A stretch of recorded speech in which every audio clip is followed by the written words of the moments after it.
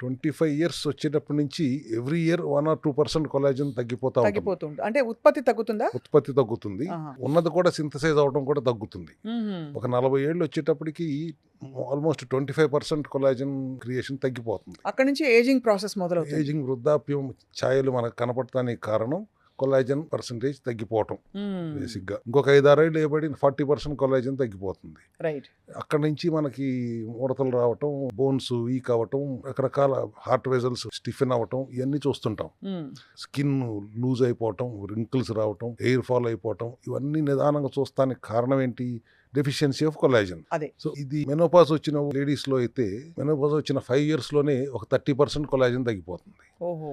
దానివల్ల bone density తగ్గుతుంది, hair fall అవుతుంది, స్కిన్ బాగా లూజ్ అయిపోతుంది, ఒబేస్ అయిపోతారు. ఒక 60-70 years లోపు వచ్చే 3/4 కొలాజన్ లాస్ అయిపోతుంది. That's how we see the ageing. అంటే ఒక వ్యక్తి ముడతలు వచ్చి కంప్లీట్ గా వాళ్ళ బాహ్య రూపం కూడా మారడానికి మరియు లోపల నొప్పులు ఈ జాయింట్స్ లో ఇవన్నీ మొదలవడానికి కొలాజన్ లాస్ పెద్ద కారణం అన్నమాట. అదే మెయిన్ కారణం అంటా నేను. కొలాజన్ లాస్ అనేది మెయిన్ కారణం. కొలాజన్ న్యాచురల్ గా మనం బయట నుంచి ఎలా ఇవ్వగలం అనే రీసెర్చ్ తో నుంచే వాళ్ళు చాలా మంది చేస్తున్నారు. కానీ how to give it more bio availability, 95% to 99% bio available గా ఇవ్వటం ఎలా అన్నప్పుడు ఒక ఘన విజయం మన సెల్ హెల్త్ క్లినిక్ లో సాధించాం. దట్ అది మనం కమర్షియల్ గా మాట్లాడటం కంటే first let us give awareness.